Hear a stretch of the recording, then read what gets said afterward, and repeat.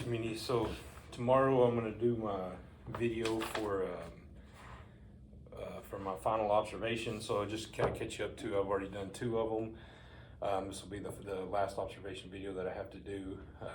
Some of the requirements on it are stuff for pre-planning video, which is 10 to 15 minutes, and then we'll do the video, which is 50 minutes, and then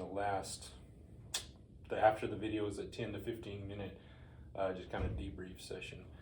So for the actual part of the planning, I was going to go through our CTE stuff and just kind of explain what we do as a district with CTE.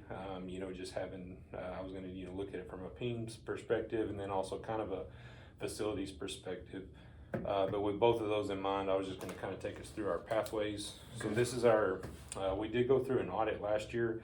So in the audit, we built this basically to submit along with our audit. It just explained all of our pathways, what we have. We have some of them, like this kind of explains the classes that go with them. I'll explain to everybody in the meeting tomorrow too, that this is what we offer. Now, like under this agriculture, food, and natural resources, that's our animal science pathway. These are the courses that we offer. Now, those aren't all offered simultaneously, but they are offered. We do them intermittently to help the kids get on their pathway and then get out. But you can kind of flip through. I'll kind of go through it with everybody, just explaining. I think from a PEMS perspective too, we've kind of got a little bit of confusion just because we've added a bunch of them. So this would kind of help us get lined up too. That's a little bit cleaner way to look at it. I wasn't going to show this in the presentation, but if you want to look, that's just the different pathways that we offer, and then the courses underneath that you got to take to get them. Yes, sir. And so, like some of the big things that we're switching is our food science and tech. So in here you'll see culinary and then food science also. We're going from culinary to food science. That way we can run it all through our ag program, and our ag program will support those. The same thing if you go to page 7. That is under the ag one is ag mechanics. So that's going to replace our welding. So we're going to go ahead and graduate the kids with their welding certs, but all we're going to do is change that to ag mechanics, and it's the same. It runs pretty much parallel, or it's the same stuff, but they can take, instead of having to take 4 years of just welding, they can substitute one of those years for an ag class also, and then that lets us call it ag mechanics. And they can also compete in pipe welding and stuff like that, not just welding in a straight line. Plant science and stuff, that all goes under our ag. The arts on 11, that we've got that arts, audio, and visual tech and communications. That runs our we've got a couple pathways that run through there. Just our digital media, our GT class is kind of using some of their stuff too, but we kind of go through. Printing and imaging, again, we do have that one. Our yearbook stuff can count under that one also. They also have they got another one that they can count under if we need to, but we use that printing and imaging for them. Accounting, that's on page 15.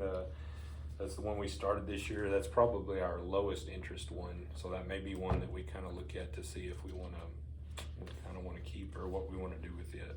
But we had originally had a lot of interest, and then whenever we built these other ones, it pulled all of them out of that account. Same thing, business and marketing, that goes under that one. That one's not a very popular one. On the page 19 is our energy and oil. We've got a grant through Festo that does that one, and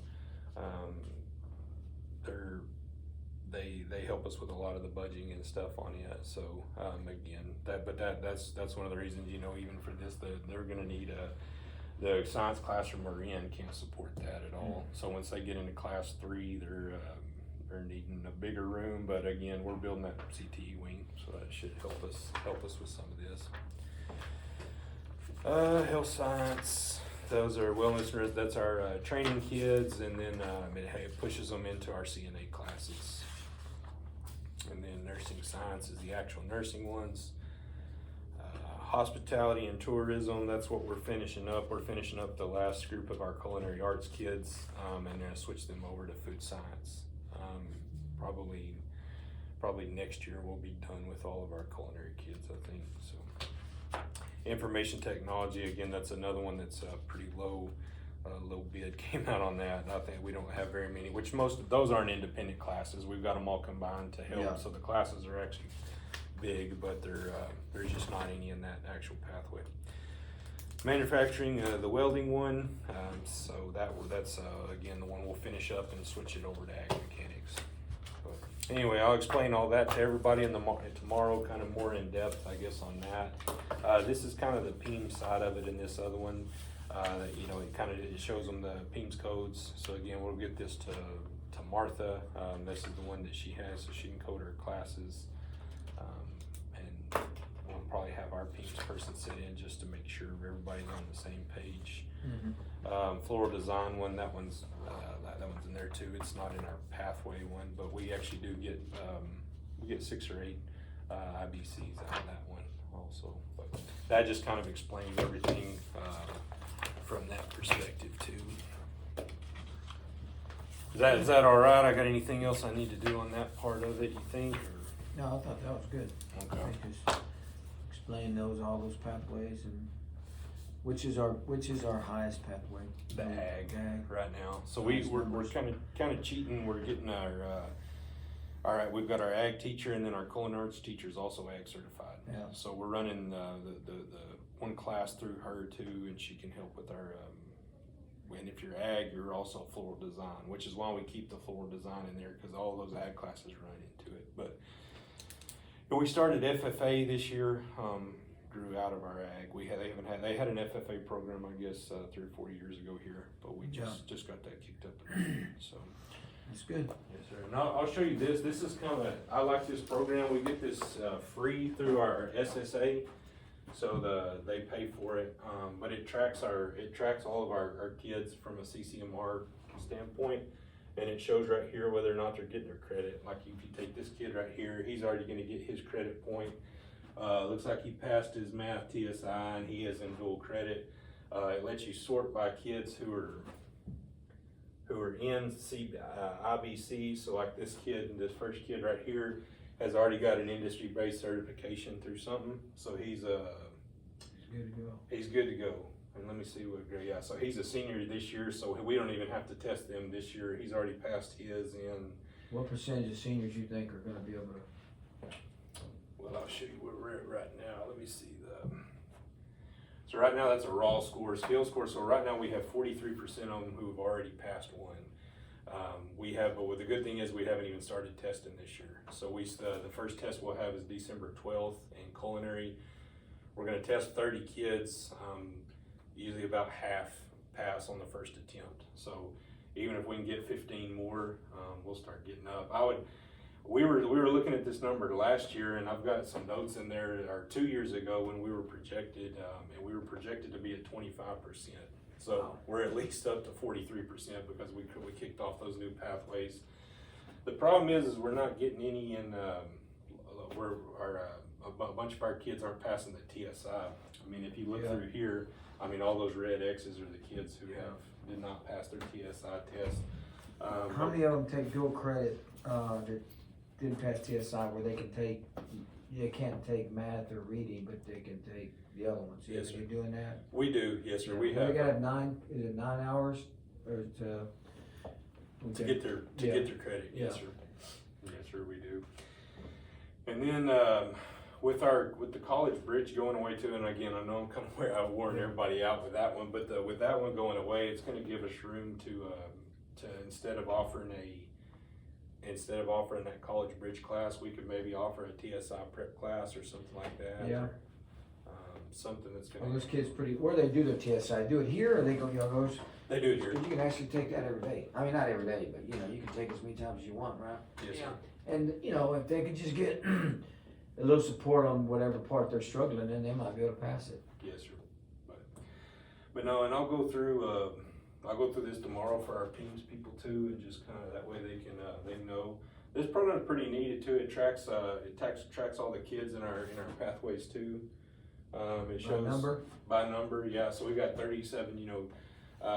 concentrators is kids who's been in it at least 3 years, and then completers is who's done it 4, of course. So it tracks, you know, hospitality and tourism. Of course, you know, that's our culinary. It's a 4-year class. So we just started the ag 2 years ago, which some of them already had welding, which is why, even though we've only offered it 2 years, that number, it's already the 3rd most offered one that we have, and we just haven't had it around long enough to get them to 4-year completers. But So health science. health science has been, yeah, that's the reason with that one is too, is that's our CNA falls under that one, and they've only can do, they take it, you know, their senior year, and then once they get their certification, that counts. So they're not gonna ever have completer status until their senior year. Oh, okay. But we've got 9 in there, or we got 9 last year, and I think we're gonna get 12. We probably should get 12 of them this year. The problem is that from a CTE standpoint, they double, those kids are already counted. Those are our dual credit kids. Yeah, Those they're are already in. past their TSI test, but it's good for them to get their certifications. Is there somebody here that could do TSI support? We do. We've got our math guy for sure could run. Could do that? Could do that. We talked Would about that it be in the after past. school or during the period, or what would you try to do? Well, I think if we kill that math college prep class, and Turn because that every into kid's in it, just turn it into one, and let them, if once they pass their TSI, they can clip out of it, or Yeah. however you want to look at that. So, or maybe get into it. Because one year we thought my first year at Rawls was painfully terrible, but for this year we have 87% of our kids. That's pretty good. Yes, Because we were in bad shape the year before. My first year from the year before was bad. But anyway, okay, Yes, sir. that's good. Is that anything and I need to change or add to that, or? is No, that I think that's right? good. I think it's some good stuff here. Okay. Well, I'll set that It's up. gonna be an hour. Be an hour long, yes, sir. About Yeah. 50 minutes. Yeah, just take your time explaining each pathway a little bit. Yes, sir. You can even say the number of kids are in it or whatever. Yes, And sir. no, it's good. Real good. Alrighty. Well, I appreciate it. Yeah.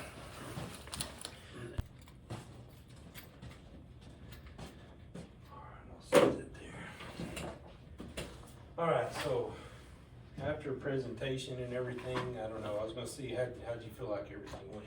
I thought it went real well. I think, the explanation of all the different, pathways, I think you got 14 pathways, 14 pathways. I think those pathways are good, and I also think they fit our kids, which is important based on, you know, what part of the state of Texas you live in, you know, and if we live out here and oil out here and there's welding out here, and that gives our kids an opportunity when they graduate that there is a place for them, because a lot of kids, especially out here in West Texas, there's not as much opportunity as living north Dallas or Houston and all that. So the opportunities we do have, we need to make sure that we promote those opportunities and let them know, and also let them know, you know, there's other things in the world, but at the same time, I think a lot of our kids are scared after they graduate if they don't have a plan. And with these 14 pathways, we're giving them a plan. We're giving them a start, and giving them an identity, you know, an identity as far as what path they want to try. Not that they have to, you know, be a welder their whole lives, but I have a pretty good story. When I was a principal down at Coolidge, superintendent at Groesbeck, he said when he was young, his parents didn't have the money for him to go to college. So they sent him to barber school. And this was a long time ago, and he paid like $500 to go to barber school. But while he was going to barber school, he was going to college, and it paid his way to go to college. So some of these guys might not be welders their whole lives, but it may pay for them for what they want to do in the future. Not that there's nothing wrong, that's great to be a welder, but it gives them an opportunity and another thing, I think it gives them a sense of belonging when you are in a program, you know, a pathway. And I think promoting the programs would be good. And I know you have you talked about having the introduction and all that. Yes, sir. But when we talked about promoting the programs with the kids that are getting certified already, like we said, we could post them or whatever we need to do there. I think that's another good thing to do. And this description page, I think this is a good thing. And I know you give them to the parents. Yes, And sir. that's a good thing, so the parents can see what we do have available at our school. Yeah. And it's just not graduated and then what? You know, there are pathways besides college. You know, besides going to college, there's other pathways for our kids. Yes, sir. And I think that's a good thing too. And then that program, I think that's a good thing to share with all your different CTE pathway staff members. They Yes, can sir. see where our kids are and what they need to do to finish, because that explains it pretty. Yes, sir. All you do is open it up, right? Open one up for me. Yes, sir. A And kid, then, yeah, and then you can see what courses they still gotta take or where they're at, right? yes, sir. Yeah. Yeah, so that's like that kid right there, yeah, that's that Yeah. all on that. Show me one that's not completed. Like this, here's a good one. So this Yeah. kid's running on no CCMR credit, they're in progress. Yeah, and so that, just lets us know where they're at, what they need to do, no credit, no records of it, and that just lets us know, kid by kid, they can see it, and they can live it, not just, through a transcript or something, that makes it, Yes, sir. and even the kid can see that, and say, look, you just need these 2 courses or whatever, Yeah, get these finished. get these finished, and you're set in that program, which I think that's a really good thing to have there.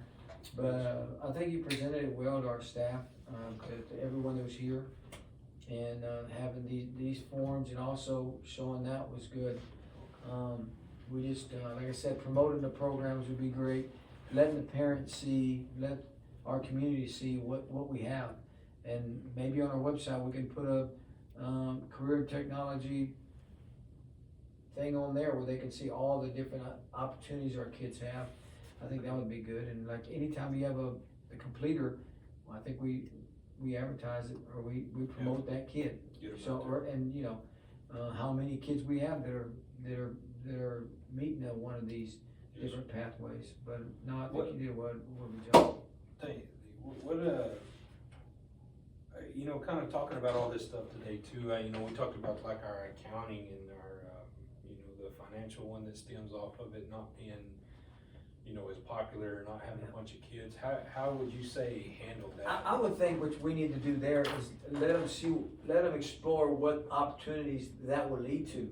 Cause they may not know what that is.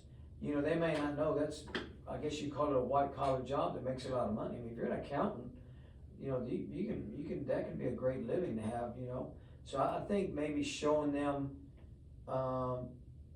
what kind of work they would do out in the real world, or let them go visit what an accountant does, for this company or that company, something like that. I think that'd be good to send them on a trip somewhere in Lubbock or Midland or Odessa, so they can see what that is, what the job, what opportunities are in that specific field. I think that'd be a good thing to do with that. I think that because, when I met with those kids, you have a lot of kids that are doing dual credit and they want to go college, and some of them, they're going to go business, and this is part of it. This stems from that. So I think that would be, we need to take them out and let them see what the real world is, not just take them like we take our kids a lot of times to places where you can get certified in all kind of things, like welding and those type of things, but taking them to specific businesses that you already have your certificate. Now this is where I'm going to work. You know what I mean? Yes. Not just to some other thing like that. Somewhere you're going to take them, they can see what it's like to work. What's an accountant? What do those guys do? What's the job? So I think that would be good. I think that might draw some interest, because I think we have a number of kids that might be interested in that. Yeah. But just Same thing, yeah, around here, yeah, there's not as much, I mean, I don't know, you might walk in Lowe's and see 5 accountants, you wouldn't know it, what I mean? Yeah. So it's kind of a hard one to promote. Yeah. But maybe again, going out, maybe there's some companies in Odessa or Midland are willing to give our kids a tour of what their jobs are, or something like that. That might help Yes, sir. improve that. But I think having 14, I think that's a pretty good number Yes, sir. for a size school, and the way you're doing it to make sure that, they're just not 14 different teachers that have to teach at different pathways. They work together. I think that's a good thing. Yes, sir.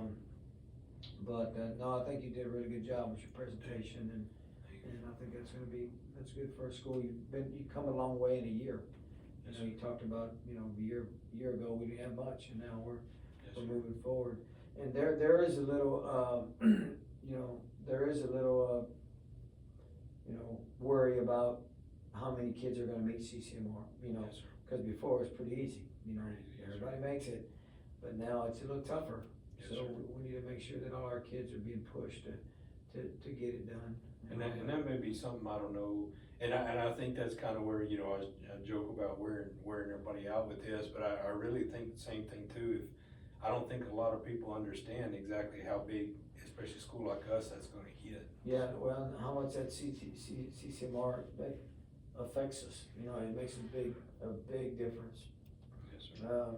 In our accountability and all that stuff, so we need to make sure that we are getting as many kids as we can certified or, taking college courses, you know, the TSI and all that, and that TSI like you talked about. Yes, sir. That's something we may need to have a TSI tutor or something like that to get our kids over the top on that. Yes, sir. Because if they can meet that right there sure makes it a lot easier. Yes, sir.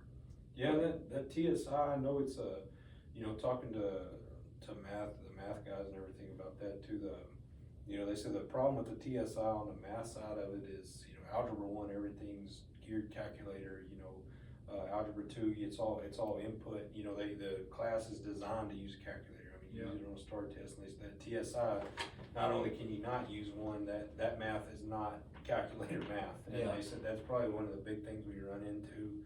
So I think that was kind of maybe why we were gonna start looking at, you know, after we get done with Algebra 1 and, you know, they've got their PIT test, their STAR test passed and all that, start a class that, you know, that's gonna replace that college bridge that we're doing anyway and maybe just focus on TSI math. Yeah. And maybe run, you know, I know, some of those companies, I don't remember what the last one we talked to, they can run curriculums just based for TSI. Yeah. I know that might be an option. Yeah, I mean, that would make a difference for them, because taking it over and over and failing, it makes it tough on them. You know, once you fail it once, they feel like they can't pass it, so maybe they don't wanna do it anymore.